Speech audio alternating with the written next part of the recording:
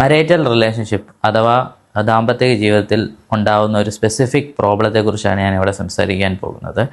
നിങ്ങളുടെ ലൈഫ് പാർട്ട്ണറുമായി ഒരു emotionally distant feeling തോന്നുന്നുണ്ടോ, അല്ലെങ്കിൽ ഒരു കണക്ഷൻ കിട്ടാത്ത പോലെ തോന്നുന്നുണ്ടോ, അല്ലെങ്കിൽ നമ്മുടെ ലൈഫ് പാർട്ട്ണർ തന്നെ ഭയങ്കരമായിട്ടുള്ള ഒരു മാനിപ്പുലേറ്റീവ് ടെക്നിക്ക് യൂസ് ചെയ്തിട്ട് പ്രശ്നങ്ങളെല്ലാം നമ്മുടേതാണ് എന്ന് വരുത്തി തീർക്കുന്ന ഒരു രീതി നിങ്ങൾ അനുഭവപ്പെടുന്നുണ്ടോ? ഇതിനകത്ത് നമ്മൾ ഹൈലൈറ്റ് ചെയ്ത് മനസ്സിലാക്കേണ്ട കാര്യം ഈ മാനിപ്പുലേഷനും അതുപോലെ തന്നെ നമ്മൾ കുറ്റക്കാരനാക്കുന്ന ഒരവസ്ഥയുമാണ്. അങ്ങനെ നിങ്ങൾക്ക് ഫീൽ ചെയ്യുന്നുണ്ടെങ്കിൽ ഈ വീഡിയോ നിങ്ങൾ കാണേണ്ടത് വളരെയധികം അത്യാവശ്യമാണ്. ഞാൻ ഇന്ന് പറയാൻ പോകുന്നത് നാർസിസ്റ്റിക് പേഴ്സണാലിറ്റി ഡിസോർഡർ എന്ന് പറഞ്ഞൊരു സ്പെസിഫിക് പേഴ്സണാലിറ്റി ഡിസോർഡറിനെ കുറിച്ചാണ്. ഇതിൽ നമ്മൾ മനസ്സിലാക്കേണ്ട ഒരു കാര്യം, പ്രധാനമായും ഇവർക്കുണ്ടാകുന്നത് ഒരു ലാക്ക് ഓഫ് എംപതിയാണ്. അതായത് NPD ഉള്ള ഒരു വ്യക്തിക്ക് മറ്റുള്ള ഒരു വ്യക്തിയുടെ ഇമോഷണൽ വികാരത്തെക്കുറിച്ച് മനസ്സിലാക്കാൻ പറ്റാത്ത ഒരവസ്ഥ, അല്ലെങ്കിൽ അവർക്ക് ആ ഒരു ഫീലിംഗ് ഉൾക്കൊള്ളാൻ പറ്റാത്ത ഒരു രീതി ഇവരിൽ കണ്ടുവരുന്നതാണ്. അവർക്ക് പലപ്പോഴും കോഗ്നേറ്റീവ് എംപതി എന്ന് പറയുന്ന ഒരു അവസ്ഥ ഉണ്ടാവും. അതായത് മറ്റൊരു വ്യക്തിയെ പ്രോപ്പറായിട്ട് അനലൈസ് ചെയ്ത് അവരുടെ ഉള്ളിൽ നടക്കുന്ന ചിന്തകൾ എന്താണ് എന്ന് മനസ്സിലാക്കാൻ പറ്റുന്ന ഒരു കഴിവ് അവർക്കുണ്ടാവും. എന്നിരുന്നാലും അവർ മറ്റുള്ളൊരു വ്യക്തി അനുഭവിക്കുന്ന ആ ഒരു ഫീലിംഗ് അവർക്ക് കൃത്യമായിട്ട് മനസ്സിലാക്കാൻ പറ്റുന്നുണ്ടാവില്ല. ഈ ഒരു പ്രോബ്ലം കൊണ്ട് അവർക്ക് വരുന്നതാണ് ഈ NPD എന്ന് പറയുന്ന ഒരു അവസ്ഥ. ഇതിൻ്റെ ഒരു സിംറ്റമായിട്ട് മാത്രം കൺസിഡർ ചെയ്യാൻ സാധിക്കുന്നതാണ്. ഇതെന്തുകൊണ്ടാണ് ഇങ്ങനെ ഉണ്ടാവുന്നത് എന്ന് ചോദിക്കുകയാണെങ്കിൽ ഇതിൻ്റെ ഒരു മെയിൻ റീസൺ ഇവർക്ക് ഒരു ഇൻഫീരിയോറിറ്റി കോംപ്ലക്സ് ഉള്ളതാണ്. ഇവരുടെ തന്നെ പേരൻസ് ഇവർ കുഞ്ഞായിരുന്നപ്പോൾ ഇവരെ തന്നെ മാനിപ്പുലേറ്റ് ചെയ്ത്, അല്ലെങ്കിൽ ഇവർക്കൊരു സൈലൻറ്റ് ട്രീറ്റ്മെൻറ്റ് കൊടുക്കുക, അല്ലെങ്കിൽ അതുപോലെയുള്ള ചില ഇമോഷണൽ അബ്യൂസസ് ഇവർ നേരിട്ടിട്ടുണ്ട്. അപ്പോൾ അതിൽ നിന്ന് അവർക്കൊരു ഇൻഫീരിയോറിറ്റി കോംപ്ലക്സ് ഉണ്ടാവുകയും മറ്റുള്ളവരിൽ നിന്ന് അവർ ഭയങ്കര ഇൻഫീരിയറാണ്, താഴ്ന്നതാണ് എന്നുള്ളൊരു തോട്ട് അവരുടെ ഉള്ളിലുണ്ട്. ഇങ്ങനെ ഒരു പെർഫെക്റ്റ് ഇമേജ് അവർ സൊസൈറ്റിക്ക് മുന്നിൽ പ്രസൻറ്റ് ചെയ്യുമ്പം അതിന് ചെറിയ രീതിയിൽ എന്തെങ്കിലും ഒരു കോട്ടം തട്ടുന്നു എന്ന് അവർക്ക് തോന്നുകയാണെങ്കിൽ അവർ ഭയങ്കരമായിട്ടും റിയാക്ട് ചെയ്യും.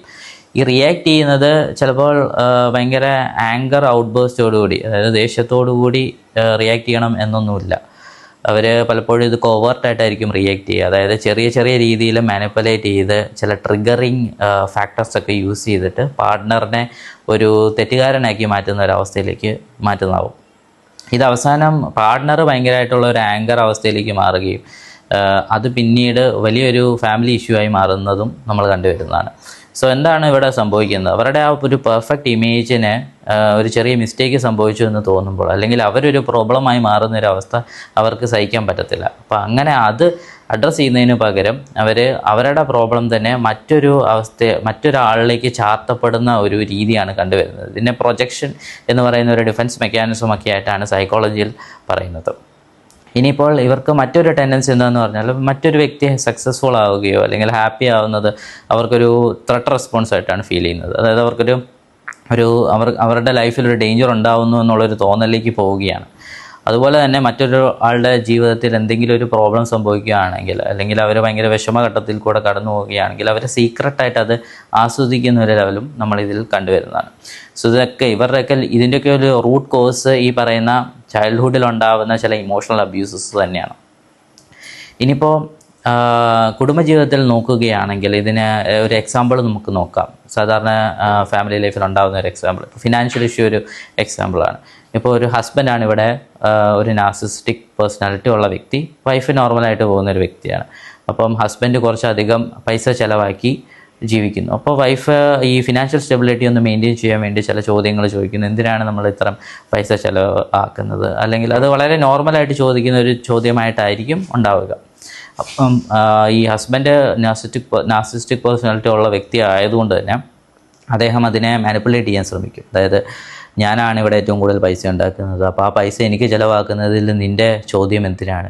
ഇങ്ങനെ വളരെ നോർമലായിട്ട് പോകേണ്ട ഒരു കോൺവെർസേഷൻ പോലും അത് ട്വിസ്റ്റ് ചെയ്തൊരു വലിയ വിഷയമാക്കി മാറ്റി അത് അങ്ങനെ ചോദിച്ചത് വൈഫിൻ്റെ കുറ്റമാണ് എന്ന് വരുത്തി തീർക്കുന്ന ഒരവസ്ഥയിലേക്ക് അങ്ങ് മാറുകയാണ് ചെയ്യുന്നത്. സോ ഇത് ഒരു ക്ലിയർ നാർസിസ്റ്റിക് അബ്യൂസായിട്ട് നമുക്ക് കണക്കാക്കാവുന്നതാണ്. ഇനിയിപ്പോൾ ഫീമെയിലാണ് ഇവിടെ നെക്സ്റ്റ് ഒരു എക്സാമ്പിൾ എടുക്കുകയാണ്. ഫീമെയിലാണ് നാർസിസ്റ്റിക് പേഴ്സണാലിറ്റി ഉള്ള വ്യക്തി. ഹസ്ബൻഡിന് അത്ര പ്രോബ്ലം ഒന്നുമില്ല. അപ്പോൾ ഹസ്ബൻഡ് ചോദിക്കുകയാണ് എന്തിനാണ് കുറച്ച് പൈസ അധികം സ്പെൻഡ് ചെയ്തത് എന്നുള്ളത് ഫീമെയിലിൻ്റെ അടുത്ത് ചോദിക്കുകയാണ്. അപ്പോൾ ഈ ഫീമെയിലിന് നാർസിസ്റ്റിക് പേഴ്സണാലിറ്റി ഉള്ളതുകൊണ്ട് തന്നെ ആൾ പറയും, ഇവിടെ പിന്നെ ഞാൻ ഈ പൈസയൊന്നും മുടക്കാതെ ഞാൻ വീട്ടിൽ തന്നെ അടങ്ങി ഒതുങ്ങി നിൽക്കുന്നതാണോ നിങ്ങൾ ഏറ്റവും കൂടുതൽ ശരിയെന്ന് വിചാരിക്കുന്നത്?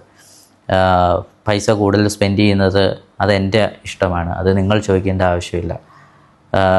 നിങ്ങൾക്ക് കൂടുതൽ സ്പെൻഡ് ചെയ്യാമല്ലോ, ഞാൻ എന്തുകൊണ്ട് സ്പെൻഡ് ചെയ്താൽ ഇത്ര വലിയ വിഷയമായി മാറുന്നു. അതായത് ഇവിടെ അഡ്രസ്സ് ചെയ്യേണ്ടത് ആ ഒരു ഫിനാൻഷ്യൽ ഇഷ്യൂ ആണ് ആ ഫാമിലിയിൽ ഉണ്ടായത്. അത് ചോദ്യം ചെയ്യുന്ന ഒരവസ്ഥയിലേക്ക് മാറിയതല്ല, ഇൻസ്റ്റഡ് ആ ഒരു ഫിനാൻഷ്യൽ ഇഷ്യൂ ഒന്ന് അഡ്രസ്സ് ചെയ്തതാണ്. ബട്ട് അത് മാനിപ്പുലേറ്റ് ചെയ്ത് മറ്റ് ലൈഫ് പാർട്ട്ണറിൻ്റെ തലയിലിടുന്ന ഒരവസ്ഥയിലേക്ക് മാറുകയാണ്. ഇനി മറ്റൊരു ഇൻസ്റ്റൻസ് എടുക്കുകയാണെങ്കിൽ, കുട്ടികളെ കൊണ്ട് വളരെ പോസിറ്റീവായിട്ടുള്ള ഇൻസ്റ്റൻസ്, കുട്ടികളെ കൊണ്ട് പുറത്ത് പാർക്കിൽ പോകുന്നു ഹസ്ബൻഡ്, വൈഫ് അതിനെ ചോദ്യം ചെയ്യുന്നു, എന്തിനാണ് ഈ ഒരു കുട്ടികളെ കൊണ്ട് പാർക്കിൽ പോകുന്നത്, അത് നമ്മളെല്ലാവരുമായിട്ട് പോകുന്നതല്ല നല്ലത്, നിങ്ങൾക്കൊറ്റയ്ക്ക് പോയിട്ട് എന്ത്, കുട്ടികളുടെ സ്നേഹം നിങ്ങൾ പിടിച്ചു പറ്റാൻ വേണ്ടിയിട്ടാണ്. അവിടെ വളരെ പോസിറ്റീവായിട്ടുള്ള ഒരു കാര്യം പോലും ഇവിടെ നാർസിസ്റ്റിക് ആയിട്ടുള്ള ഒരു ഫീമെയിൽ ചോദ്യം ചെയ്ത് അത് വളരെയധികം ഒരു വികലമായ അവസ്ഥയിലേക്ക് മാറ്റുകയാണ് ചെയ്യുന്നത്. അതായത് നോർമലായിട്ടുള്ള ഒരു സിറ്റുവേഷൻ ഇങ്ങനെ മാനിപ്പുലേറ്റ് ചെയ്ത് ഈ പാർട്ട്ണറിൻ്റെ തലയിൽ കുറ്റം ആരോപിക്കുന്ന ഒരു അവസ്ഥയിലേക്ക് മാറുന്നതാണ്. മറ്റ് പല പേഴ്സണാലിറ്റി ഡിസോർഡേഴ്സിലും ഇത് കണ്ടുവരുന്നതാണ്. എന്നാൽ നാർസിസ്റ്റുകാർക്ക് ഇത് വളരെ ഈസി ആയിട്ട് മനസ്സിലാക്കി ഇതിനെ ചേഞ്ച് ചെയ്യാൻ പറ്റുന്ന ഒരു കഴിവ് പ്രത്യേകമായിട്ടുണ്ട്. സോ അങ്ങനെ വരുമ്പോൾ ഇത് അനുഭവിക്കുന്ന പാർട്ട്നേഴ്സിന് ഭയങ്കരമായിട്ടുള്ളൊരു ഇമോഷണൽ ഡ്രെയിൻ ഉണ്ടാവും. അവർ ചെയ്യുന്ന എല്ലാം തെറ്റാണെന്നുള്ളൊരു തോന്നൽ അവർക്കുണ്ടാവുകയും അവർക്ക് ഈ ഒരു പാർട്ട്ണറായിട്ടുള്ളൊരു ഇമോഷണൽ കണക്ഷൻ കിട്ടാത്ത അവസ്ഥയിലേക്കും മാറുന്നതാണ്. സോ ഇതാണ് നമ്മൾ ഈ ഒരു നാർസിസ്റ്റിക് ഫാമിലിയിൽ കണ്ടുവരുന്ന ഒരു കാര്യം. സോ ഇതിനെ ഇനിയിപ്പോൾ എങ്ങനെ ട്രീറ്റ് ചെയ്യാമെന്ന് ചോദിക്കുകയാണെങ്കിൽ, സൈക്കോളജിസ്റ്റിന് പോലും പ്രോപ്പറായിട്ട് നാർസിസ്റ്റിക് പേഴ്സണാലിറ്റി ഡിസോർഡറിനെ ഡയഗ്നോസ് ചെയ്യാൻ ബുദ്ധിമുട്ടാണ്. കാരണം എന്താണെന്ന് വെച്ചാൽ ഇവർ മാനിപ്പുലേറ്റീവായിട്ട് സംസാരിക്കുന്ന ഒരു ടെൻഡൻസി സെഷനിൽ വരുമ്പോൾ പ്രകടിപ്പിക്കും. അതുപോലെ തന്നെ അവർ പലപ്പോഴും വളരെ ഓണസ്റ്റായിട്ട് അവരുടെ ജീവിത എക്സ്പീരിയൻസസും ഒന്നും പറയില്ല. അവരൊരു പെർഫെക്റ്റ് ഇമേജ് എപ്പോഴും കാത്തു സൂക്ഷിക്കാൻ ശ്രമിക്കും. സോ അങ്ങനെ വരുമ്പോൾ സൈക്കോളജിസ്റ്റിന് പ്രോപ്പറായിട്ടുള്ള ഒരു ഹിസ്റ്ററി കിട്ടാതെ വരും. അങ്ങനെ ഹിസ്റ്ററി കിട്ടാതെ വരുമ്പോഴത്തേക്കിനും അവർക്ക് കറക്റ്റായിട്ടുള്ളൊരു ഡിസോർഡർ അസസ് ചെയ്യാൻ പറ്റാതെ വരും. ഇനി അഥവാ നമ്മൾ കൃത്യമായിട്ട് നാർസിസ്റ്റിക് അസസ് ചെയ്തു എന്ന് തന്നെ വെക്കുക. അങ്ങനെ ഇരുന്നാൽ തന്നെയും അതിനെ കറക്റ്റ് ചെയ്യാൻ വേണ്ടി ഒരു കൈൻഡ് ഓഫ് അക്സെപ്റ്റൻസ് സ്റ്റേജ് വരണം ഈ നാർസിസം ഉള്ള വ്യക്തികൾക്ക്. അതിവിടെ കുറവായിരിക്കും. കാരണം ലാക്ക് ഓഫ് ഇൻസൈറ്റ് എന്ന് പറയുന്ന ഒരു പ്രോബ്ലം ഇവർക്കുണ്ട്. അവരെന്ത് പറഞ്ഞു കഴിഞ്ഞാലും അവരുടെ പ്രോബ്ലം അല്ല, അല്ലെങ്കിൽ അവർക്കുണ്ടാവുന്ന ഒരു ഇഷ്യൂ അല്ല എന്നുള്ളത് അവർ മനസ്സിലങ്ങനെ വരുത്തി തീർക്കുകയാണ്. അതൊരു ഡിഫൻസ് മെക്കാനിസം പോലെ ഇങ്ങനെ വരികയാണ്. റാഷണലൈസേഷനും അതുപോലെ ഇൻ്റലക്ച്വലൈസേഷൻ പോലെയുള്ള ഡിഫൻസ് മെക്കാനിസംസ് ഒക്കെ യൂസ് ചെയ്തിട്ട് പ്രോബ്ലംസ് തൻ്റെ അല്ല മറ്റുള്ളവരുടെയാണ്, അല്ലെങ്കിൽ സാഹചര്യത്തിൻ്റെയാണ്, അല്ലെങ്കിൽ ചുറ്റിനുമുള്ള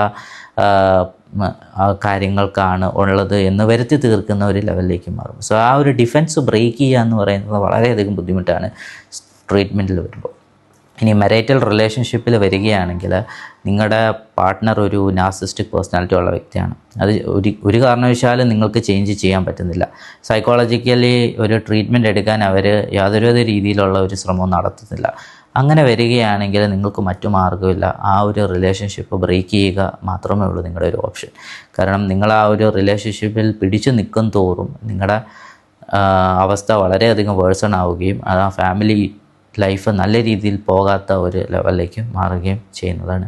നിങ്ങൾ ഗൂഗിൾ ചെയ്ത് നോക്കുകയാണെങ്കിൽ നാർസിസ്റ്റിക് പേഴ്സണാലിറ്റിയുടെ മറ്റു പല സിംറ്റംസും മനസ്സിലാക്കാൻ പറ്റുന്നതാണ്. ഗ്രാൻഡിയോസിറ്റി, സെൻസ് ഓഫ് സുപ്പീരിയോറിറ്റി, അതുപോലെ തന്നെ നാർസിസം തന്നെ പല ടൈപ്പ് ഉണ്ട്. കോവേർട്ട് നാർസിസം ഉണ്ട്, അതുപോലെ തന്നെ ഓവേർട്ട് നാർസിസം ഉണ്ട്.